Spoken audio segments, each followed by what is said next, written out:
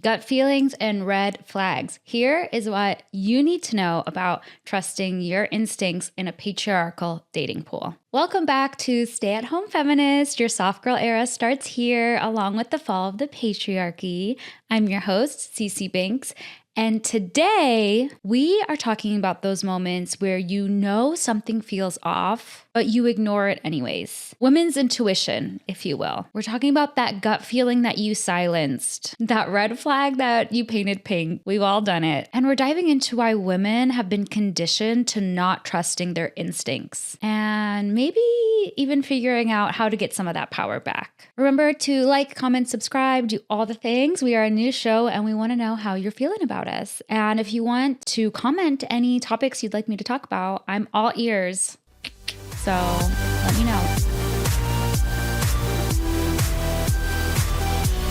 You're not overreacting, you're overconditioned. I think we can all sit here and think about at least one time where we stayed in a situationship or maybe even a relationship way too long because we didn't want to be dramatic. We didn't want to actually react to the reality that was happening around us. We were sort of painting a different picture than what was going on. We were letting things slide that maybe looking back, you're like, oh girl, I can't believe we let that slide. I mean, for me, I think of dating when I was younger, and I think especially in situationships, it can be tricky because you're not a relationship yet and the boundaries aren't always clear. And if they are, it's a little bit like, yeah, we're not committed to each other. So, okay, which is fine. In that kind of way you actually want to be with in a romantic way either. And that's totally okay. But I think we've sort of lost the plot in being able to advocate for our own boundaries and what we're comfortable with. I was in a situationship once where he hooked up with multiple of my friends and then tried to be like, you were the one who said you didn't want to be exclusive. Well, you're the one who said you didn't want to date.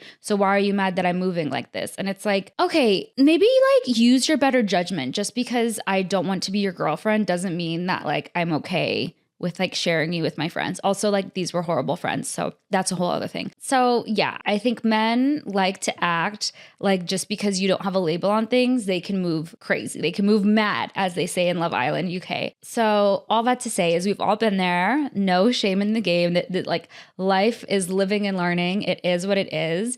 And yeah, I regret to inform you that after this behavior, I still kept things floating along with that situationship.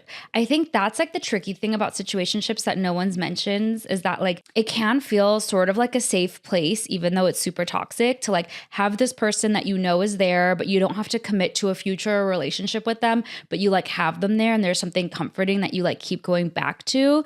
And I mean, sometimes that can be a really good thing, but often, especially if they're sleeping with your friends, it can be a really not good thing. And, young me just couldn't discern between the two. I was in a bad place emotionally, mentally. I had gotten out of a breakup. I also didn't really want to go out and meet other people. And I had this person that was just easy access, a little too easy.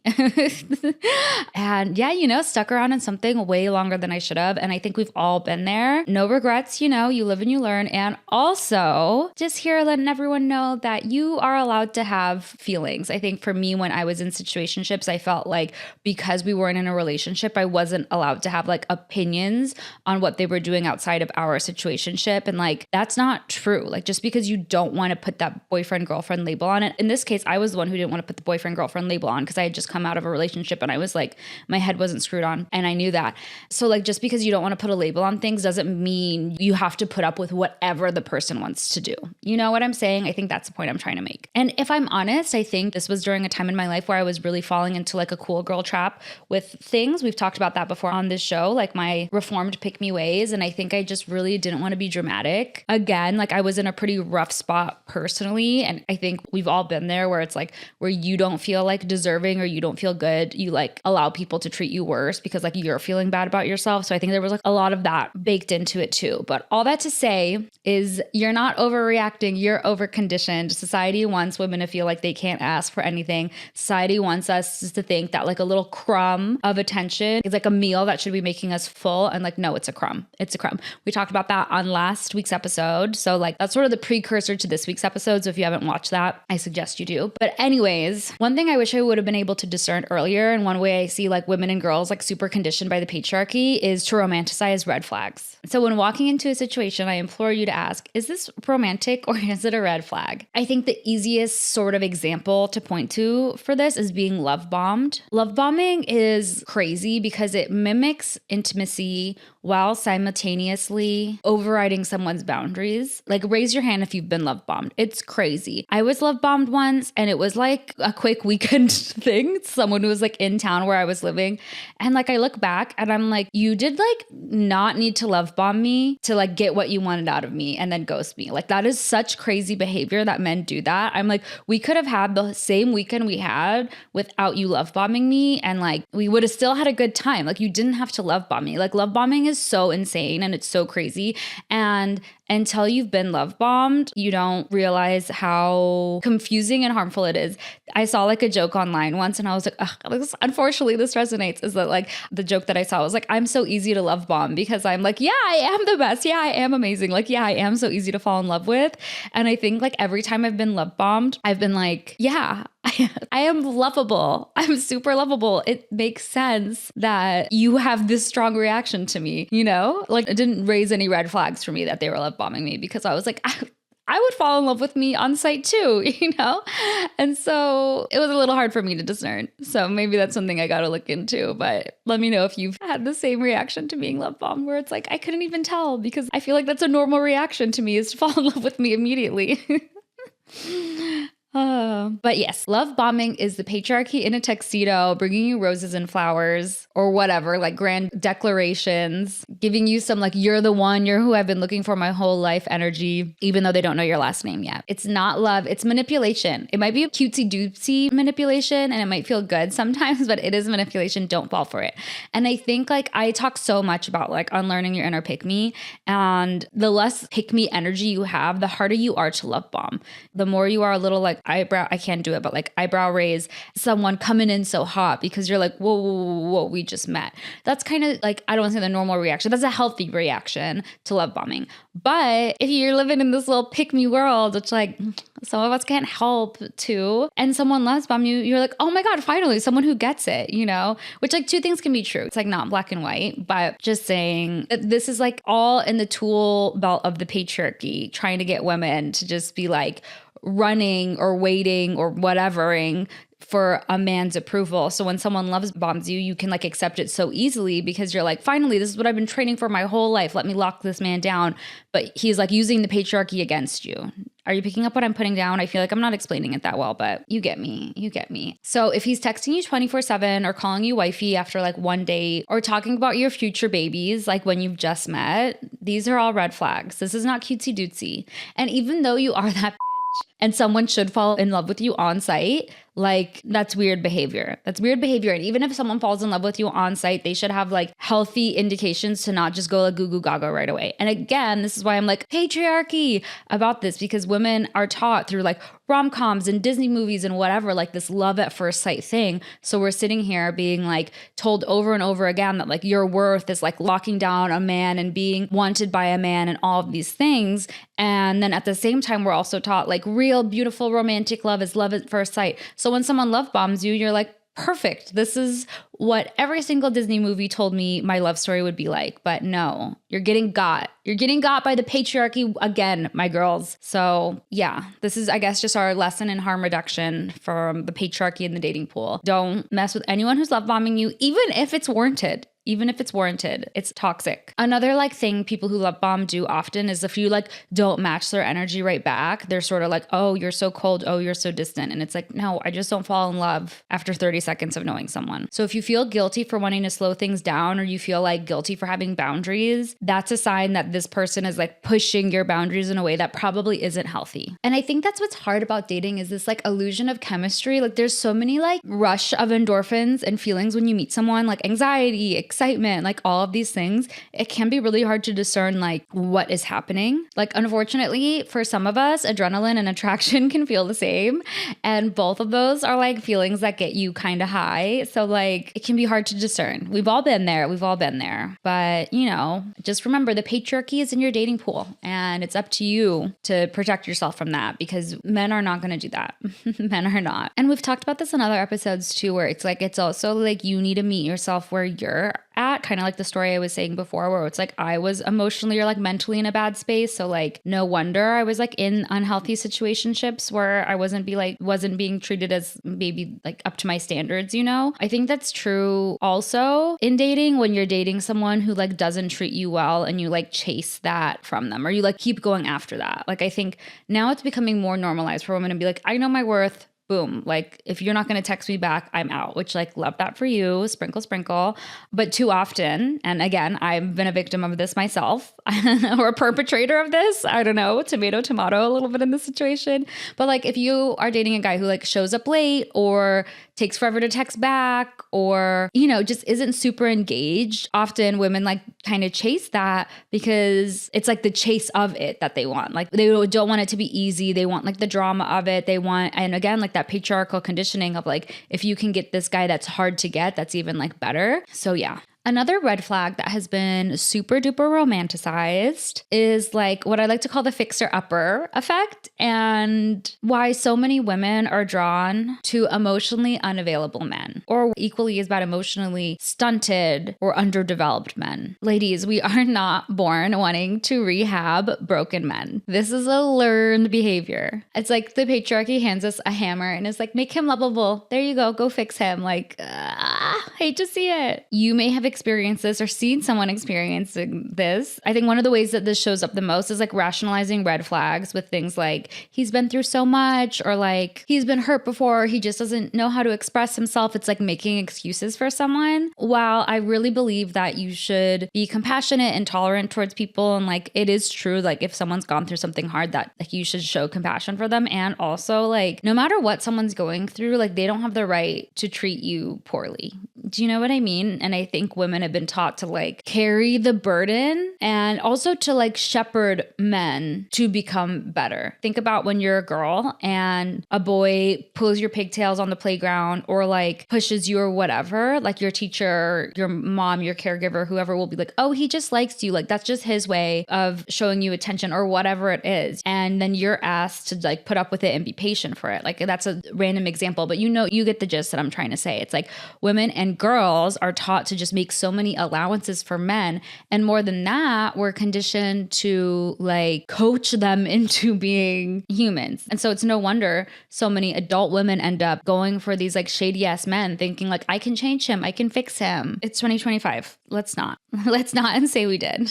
It's sad to see so many women stay with men thinking like their love will be the thing that like unlocks his potential. If you're staying with a man for his potential, like that's all it might ever be. It might just be potential. So maybe don't. This kind of goes hand in hand with the love bombing, but we're also taught to like romanticize obsession. And I hate to see that. Men being super like on whoever they're dating, being super like clingy, super possessive. You know what I mean? Like, yeah, it's cute if he texts you to make sure you got home safe or whatever. And also like, I don't know, that's another one. Use your discernment and just know that like society is out here like feeding us this BS narrative that like men being obsessed with us is a good look. Yeah, I think you should have a partner that cares about you and cares about your safety and your health. But like, that's also one of those things, again, that's why I'm like, it sort of can go hand in hand with love bombing. Because if it's like off the bat, they're like, boom, you're mine. If it's like that energy, immediately you're mine to protect and have. It's like, they're not really looking at you as a fully formed autonomous human. They're looking at you like as a possession. And so I think the obsession possessiveness sort of pipeline is very much romanticized and it's very much a red flag. And we don't talk about that enough. And I think one of the reasons that like love bombing, this sort of obsession, possessiveness is so tolerated by women is that young girls and women are really trained to ignore a lot of red flags. The patriarchy tells women to be like flattered by attention no matter the source. We've been raised and conditioned by the patriarchy to believe that being desired is the prize. Even if said desire feels like suffocating or unsafe safe. We're sort of just like, okay, ignore that because we're getting this thing we're supposed to want. You know what I mean? It's like when a creepy coworker hits on you and you're told to take it as a compliment. Or if a man doesn't respect your boundaries and your friends are like, oh, that's just him being into you.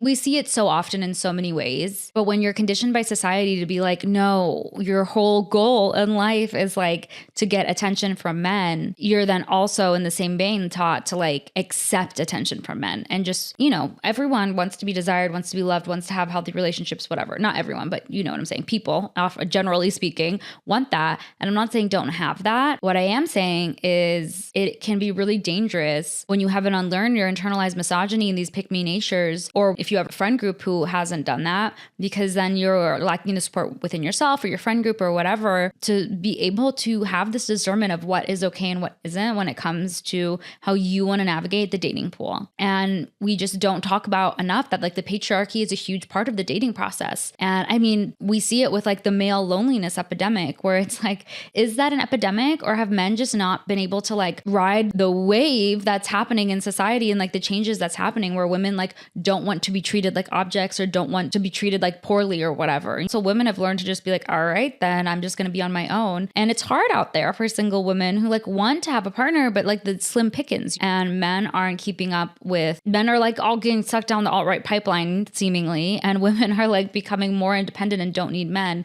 And there's just like such an imbalance. And I think the thing that we're not saying is like, it's the patriarchy. It's the patriarchy, which is, as I say all the time, which is bad for men too. Look at the male loneliness epidemic, quote unquote. I don't really think that's a real thing, but like, do you know what I mean? I'm sure it feels real to the men, but it is the patriarchy that is doing them a disservice. And that's why I feel like it's not real, because I'm like, you guys created this system, like, and fix it, figure it out. Maybe stop abiding by it. Maybe like treat women like humans. It can be hard that once you've been love bombed, or once you've been maybe, I don't want to say tricked, but let's say you find yourself in a relationship or situationship where you're like, oof, I know this is not what I want, but I'm here, and it can be hard to get out of. One of the reasons that can be hard is because of gaslighting. Not just men gaslight, everyone gaslights. Not everyone, but like every gender. Gaslighting is equal opportunity. Every gender can gaslight, but you see it often happening in relationships. And the thing with gaslighting is it makes you feel crazy. It makes you feel like you're the bad one. So it can take a long time before you realize what's happening, because you're like, oh my gosh, my bad, like you kind of take that blame. Like gaslighting isn't just lying about something, although that's normally a part of it. It is psychological warfare. You start to question your own memory, your own instincts, your own sanity, and like you can get really lost in the sauce. And that's the whole point. That's why gaslighters gaslight. So if you remember something and your partner is insisting that didn't happen, like he may be gaslighting you. If you catch him in a lie and he's like, no, you're crazy, that's not what I meant, or whatever, like makes up some BS, like he might be gaslighting you. And I think like gaslighting is such a buzzword that it can kind of be easy to dismiss, or like, I don't know, it can be hard to pay attention to because it is such a buzzword. So let's look at some examples of like everyday gaslighting in relationships. If your partner tells you you're overreacting, this might be like micro gaslighting. Maybe it's not full gaslighting. And maybe I overreact sometimes. Overreacting is human. But often when you share your feelings or call someone in or out about something and they're like, you're overreacting, that's a red flag. That's sort of them saying like, your feelings are inconvenient and I'm not going to deal with them. So I'm just going to label you as being dramatic or overreacting or whatever. If it happens like one off, sure, maybe. But even if you are overreacting or being dramatic, like your feelings are still valid, and your partner should care about what is getting you so spun up and care about your feelings. So if it's just like dismissive overreacting, like that's a red flag. When they say something mean and you're like, hey, that hurt my feelings, or if they say something inappropriate and you're like, why would you say that? And they're like, oh, I'm just joking. You can't take a joke. You can't take a joke. Like that's a red flag. That's them being like, oh, you caught me being cruel. I was trying to be mean to you and now you're standing up for yourself. So I'm going to like flip it and reverse it on you. And one we have seen so much, especially with Amaya Papaya on Love Island USA, I feel like I saw this so much, is someone being like, you're too sensitive. I feel like that's normally translation for like, I don't want to be accountable. Like, I don't want to deal with your feelings. So yeah, those are some, microdosing gaslighting. Might not be full gaslight, but introduction to gaslighting phrases you might hear in a relationship if that's the kind of person you're with. And I think the reason it's important to talk about gaslighting while dating is that women are taught to second guess themselves from a young age. As girls, we're taught to second guess ourselves. From a young age, girls are groomed to be nice, to be quiet, to make space for other people, to be palatable. It's like we apologize for taking up space before we even have any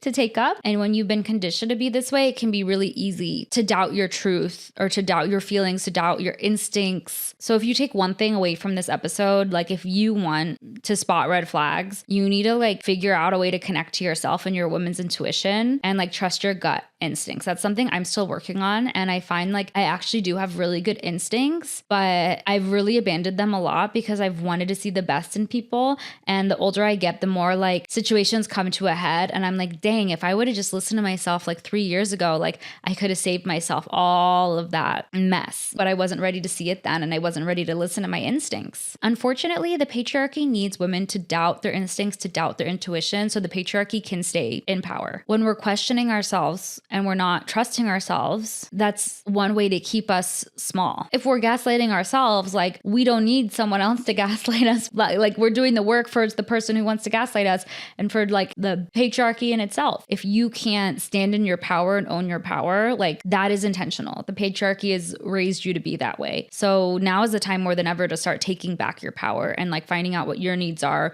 what your boundaries are, what your instincts are, all of those things. And like maybe if you have been abandoning yourself for years and years and years, it can feel really daunting or really like impossible to get there. But like every day, take a step to get in touch with yourself, whether it's journaling or meditation or hanging out with other empowered women, you know? I think baby steps, but eventually you start to unlearn this internalized patriarchal like belief system that has been shoved down your throat and you get to like discern stuff for yourself. And that's where the magic really starts to happen. A good journal prompt or something to just sort of like chew on and think of, like with everything I've been just sharing, is to think about a time where you downplayed a gut feeling. What were you afraid would happen if you trust yourself? Why did you downplay that gut feeling? And like, what was the result? Get in tune with your gut, girls. Get in tune with your intuition. And people say gut feelings. I wish we said like womb feelings for women, because I'm going to get a little woo-woo here, but like women can create life in our bodies. I feel like that means on some level we're like connected to another realm. Maybe not all the time, always, but like life comes from here. And sadly, death can too. I feel like women have been conditioned not to own that power. Like the fact that we even act like giving birth is like such a regular thing. Like it's amazing that women do that. It's so special and so beautiful. And it's like such a miracle. And like women are so powerful in that. And I feel like we've been conditioned to just see like our power as like ordinary or as like not that big of a deal or even as like something negative, you know? And so people say, trust your gut. I want to say, trust your womb, like connect to your womb. If you want to start like connecting to your intuition, you don't know how, like connect to your womb, because that is just such a forgotten about thing for women, that we have this like superpower womb that can bring life into this earth. I mean, if you want to talk about how the patriarchy is dismissive, pull on that thread, because women are powerful. Women's intuition is powerful. And I think it all starts in our wombs, because we are like connected to something beyond what we can understand on this earthly vibe. So that's my woo-woo spiel for the day. I think one of the ways that the patriarchy is able to run rampant in the dating pool is that women have been conditioned, as I was sort of previously saying, women have been conditioned to be sweet and be kind and be gentle. We've been conditioned to be pick-me's. We've been conditioned to be people pleasers. And when that's the case, patriarchy is allowed to run rampant, especially in dating scenarios. And it's kind of tricky because people pleasing is like sort of a survival tool. It's sort of a coping mechanism, and it's sort of like indoctrinated all at the same time. It can start as self-protection, like being agreeable to avoid conflict or danger or whatever, but then it becomes a personality trait that is very hard to shed and very detrimental to oneself. So what are ways that you might be people pleasing on dates that you should radically stop? Radically don't do these things anymore. Laughing at jokes that aren't funny, or like laughing at someone's joke to keep the peace, especially on a first date. Humor is like a huge part of a relationship. If you go on a first date with a man and none of his jokes are funny to you, kindly decline. No. Laughter is like what makes the world go round. And if you guys don't have the same humor, like it's a wrap. It's a wrap. I'm sorry. And I know it would be so awkward if someone said a joke and you just sat there like deadpan, you know, but just notice when you're laughing at jokes that you don't think are funny, or you're laughing to like keep the peace. Another people-pleasing mechanism we see too often is pretending like you're not upset because you don't want to seem dramatic. So imagine you're on your first or second or third, like early on kind of date with a guy, and he shows up late or says something that rubs you the wrong way or whatever, and you like don't bring it up because you don't want to seem dramatic, you don't want to ruffle feathers. Like you should. Like now early on in the dating moments is the time to ruffle feathers, because you're going to see how he reacts to you. Is he going to gaslight you? Is he going to be dismissive? Is he going to make up an excuse? Or is he going to hear you and understand you and apologize to you and make space for your feelings and make you feel valid? And let's say someone's late for your date. You don't have to like throw the table at him, like throw a drink in his face and like have a whole big reaction. You can just like calmly be like, hey, I didn't appreciate that. You know, or if he says a comment that you don't appreciate, you can just be like, hey, I didn't appreciate that, and like call him out about it. And I think often when it's early in dating, women like let stuff slide because they don't want to be seeming too like high maintenance or to this or to that. Like, no, now is your time to be that way, because if you play like the cool girl in the beginning, they're going to think they can get away with so much. And it's like, you don't want a man who thinks you're a cool girl who can do whatever you want. Like you want a man that's going to be there for you in the ups and the downs of life. Like life is crazy, guys. Like having a partner you spend your life with, maybe raise kids with, maybe, you know what I mean? Like it's crazy. You need someone who you know is going to be supportive and in your corner, like the good, the bad, and the ugly. And if you really get an opportunity to suss that out on the first couple of dates, if you're being authentic to yourself and you're being true to yourself and you're saying like, hey, this bothered me. So all that to say is like, don't pretend your feelings aren't your feelings just because you don't want to be dramatic. If you catch yourself doing that, like know that it is the patriarchy. The patriarchy wants you to be that way because the patriarchy wants men to be able to get away with whatever they want to get away with. And it really is that deep. It really is that deep. It's like all these little moments that lead up to the bigger things, which is why I always advocate against the cool girl trap, the chill girl trap. We see it with Sierra on Love Island, which like I know there's a lot of stuff about Sierra on Love Island to talk about, but she and Nick has been really disrespectful for her and like making out with her best friend and all this stuff, and she's just like let it all happen because like she's a cool girl.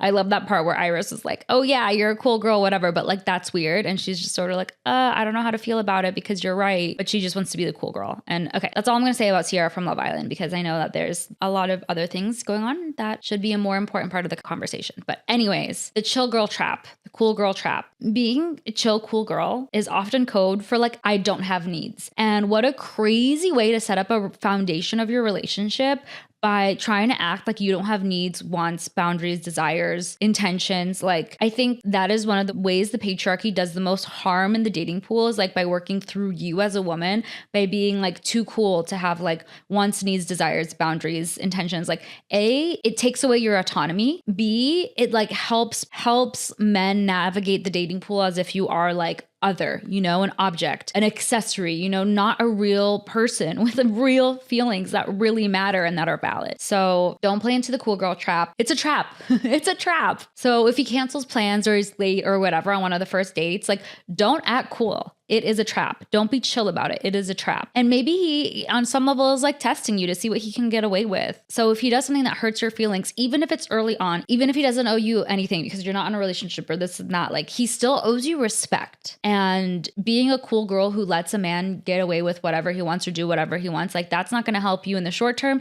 And that sure as hell is not going to help you in the long term, because you're setting up a foundation that A, you're already abandoning yourself from jump. So what is that going to look like 1 year, 3 years, 14 years down the road? Don't abandon yourself from the beginning. Again, if he cancels a date last minute and you already got your makeup on and you're like, damn, that sucks, I was looking forward to that, you don't have to like shout at him or da da da da da, you know, like it doesn't have to be like a level 100, but you can say like, hey, I understand you were busy, but I was really excited about the date and that really hurt my feelings, and now I'm feeling a way about it. And he can either own it and make it up to you, or he can be dismissive and whatever. And either way, you have your answer. Wouldn't you rather have that answer on date 1 than 12 years into the marriage? I think another way that the cool girl trap really, really is detrimental to women is that when you're being a cool girl, you often are matching his emotional unavailability by hiding in your own emotional unavailability. And like, I've been emotionally unavailable. I've dated people who are emotionally unavailable. Like, everyone has their seasons. And if you're so focused on being cool and like not disturbing the waters, and you're with someone emotionally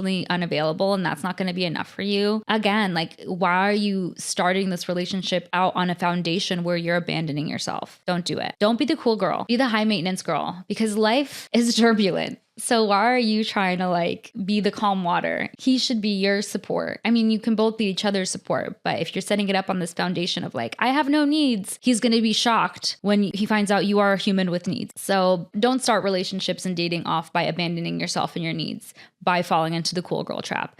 That doesn't mean you can't be like a cool ass girl. Like, women are amazing. Women are so fun and so cool. It doesn't mean you have to overreact or have a big reaction to everything he does. What I am saying is find out how you feel about stuff and communicate it. Communicate it coolly, chilly, calmly if you want. If that's the way you move, sure, do it like that. But like, don't abandon your needs and your wants because you're prioritizing being a cool girl over being yourself. Because emotional suppression is not emotional intelligence. Unfortunately, the patriarchy often rewards silence and not strength when it comes to women. Emotional intelligence means like naming the thing, having a conversation about it, managing your feelings, and not stuffing them all down. That's what I mean by that. Like, it's not your job to keep the mood and the vibes good when you are feeling hurt or sad and down. And the reason this is such a trap is that shrinking yourself will become a habit. And that is so sad. Take up space. The world needs you.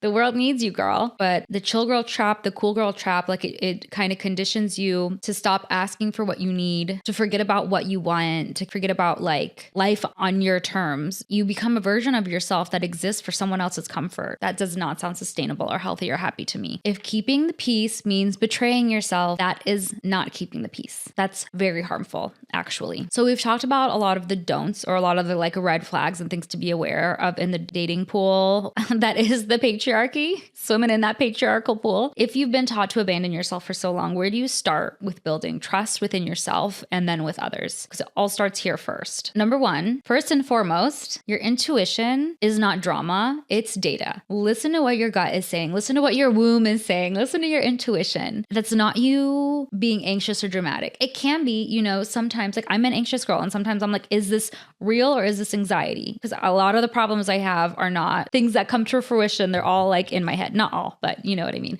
So learn to feel what you're feeling. And maybe you don't have to act on it every single time, but like clock it. Remember it. It's a data point. If something feels off, it usually is. Like if you keep replaying a weird comment he made in your head, that can be your body or your intuition trying to hold on to something that like your brain's trying to dismiss. And it doesn't mean you have to like do something about this comment, which you probably should, but be like, okay, noted. And then if he does something similar, then I know that's what this is. If that was just a one-off, then okay, that was just a one-off. That was just a weird thing. But how do we listen to our body? Because I feel like our bodies often like tap into things that our minds try to explain away. And depending on your like attachment style, like if you're anxious attachment, like, oof, I was anxious attachment before. I have moments of anxious attachment, just anxiety in general. And that can be really hard to like tap into how you're feeling and stuff, because when you're having anxiety about something, like anxiety can be running the show and it can be so hard. So like take each thing I'm saying with like a grain of salt, because it really depends on like your emotional headspace and also like your attachment style. So like it kind of depends a little bit on that, but just generally speaking, listen to your body. Like, do you feel nauseous before going on a date with him? If you feel nauseous before going on a date with him, like that's probably not a good thing. Like butterflies are one thing, but like full blown like getting sick is another thing. Do you get tense every time you get a text from him? Like again, being excited is one thing, like being super tense and like nervous is another thing. Listen to your body. Listen to like where you feel stuff in your body when you talk about him, think about him, get ready to see him, whatever it is. Because the best way to sort of protect yourself in the patriarchal dating pool is by building an internal safety net that you can rely on within yourself. For many of us, we have to sort of rewire those feedback loops of constantly trying to get a man's approval and start working to get our own approval. And that can be really difficult when you've never once practiced that in your life. And that is the case for so many women and girls. I know that was the case for me for a very, very long time when I was younger. So what are some ways you can sort of build that internal feedback loop? Journaling after every date or before every date. Honestly, if you're really struggling with this, journaling every day is probably a good way to sort of just like start conversations with yourself, but definitely before or after dates and being able to see how you're feeling. Because sometimes when you journal, like you don't even know how you're feeling until you write it down. Even if you've been like marinating on something in your head and you've sort of been like knowing how you feel. Sometimes just like the act of saying it out loud to a friend or writing it down, you're just like, dang, that really is how I feel. And it can really sort of like validate or even like cement or bring to life feelings that you have. Another thing you can do is practice nervous system regulations. Like if you're in a fight or flight response, like things like dating can just be like setting you off, and it might not be the person. That's kind of what I was saying before with like your attachment styles and stuff. Like, so practice resetting your nervous system so that you can like tap into how you're feeling and not just have things be feeling like so up here and haywire all the time. So ways that you can sort of reset your nervous system is by like putting cold water on your vagus nerve, or sometimes even like tickling your vagus nerve. I do that before bed. I'll do this, like, it's kind of hard to show you with these earrings. I'll do this like 10 times on each side and then do it on the other side, just like scratch it and calm it down. There's also like padding. This is called something, I'm totally blanking on what it's called. Breath work is a great way to do this as well. Meditation. Yeah, find something that works for you and spend 5 minutes a day doing it. And yes, there's so much we can do within ourselves to form a safety net, but also forming safety nets like with other people, like with other feminist women who are on this journey with you, finding one friend, two friends, three friends, however many that you trust their opinion to, and you can text about stuff and you know they'll tell you how they feel and not just what you want to hear. Like that's so valuable. Relying on your friends for stuff is so valuable. I can be the type of person where it can be hard for me to ask for help. And if you're that type of person, like really, really, I implore you to like force yourself to do it a little bit. Like I've had to force to reach out to friends and ask for help. And it's still something that's very hard for me.